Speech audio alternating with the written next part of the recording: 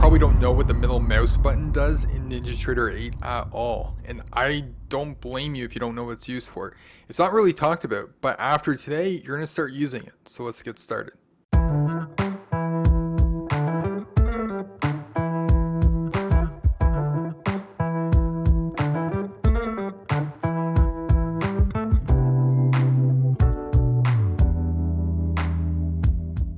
The first thing you can do is anywhere that your cursor is pointing on a chart, you can see more information about that specific point.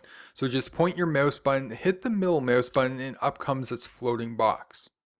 The box will tell you the date, the time, the open, the low, the high, the close, and the volume. And the one I like to use it the most for is the date and the time. So imagine this, you have a big daily chart up or a 4-hour or even a minute chart. It's going to show you intervals across the bottom. Now you might want to know when a specific point is on a chart and that specific time or that specific date. So all you have to do is just take your cursor, point there, and hit that middle mouse button, and you'll get those details without kind of having to estimate, okay, I'm this far between the two intervals, so I think this says November 28th. This way you can check and actually make sure.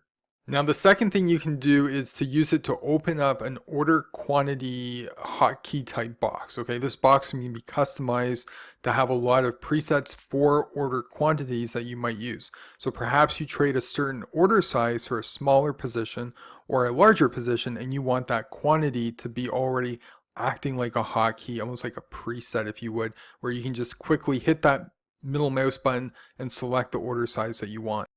So you can use this order box to hold whatever presets you want, and you can activate it, like I said, just by hitting that middle mouse button when your cursor is over the quantity box. Okay, whenever that might be in NT8, whether it's a basic entry form or if you're using the chart trader, you can use it there as well. So different ways it can be used, but think order quantity, middle mouse button, and then you have a little pop-up box with all your presets. Now, if you trade futures, this might be the first place that you heard about the middle mouse button, because in order to place a stop on the Superdome, the ladder specifically, you need to have a middle mouse button, and that will be what you use to add in a stop. So all you have to do is basically load the Superdome and then press the middle mouse button where you want that stop, and you'll see that that order will actually be inputted in that point. Okay, there's no other way around it. You need to have a middle mouse button. So if you don't have one for any of these tips so far, we'll put a link to a third mouse wheel button at the very end of this video. And in the description itself, where we reviewed one that you can use. Many of our traders use it, and in fact you can use it for a lot more than just a third mouse wheel button. We'll show you some cool things that you can do with that. Now the last thing that you can do with the middle mouse button is you can have it enter the current market price in any order box that accepts price, like limits, stops, that sort of thing.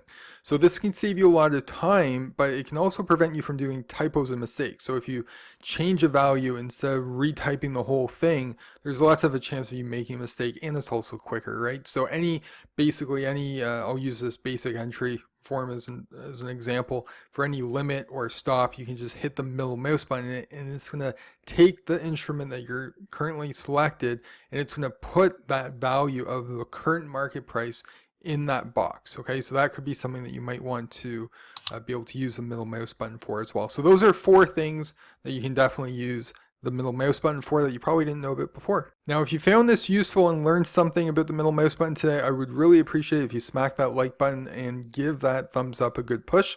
We put a lot of little tips and tricks videos for NT8 out there. So if you do want to, and I would encourage you, have a look through our previous videos and see if there's any tips and tricks that you might be able to use for NinjaTrader 8, and as you get more advanced with the software itself. Don't forget to subscribe for any other future videos and tips and tricks that we put out as well. Now we do have 2 indicators that we do provide for free. One of them is a news indicator that puts news events on your charts, and the other is a Priceline indicator that we do provide to you as well. If you want any of those indicators, we'll put the links in the description below. Until next time, trade safe.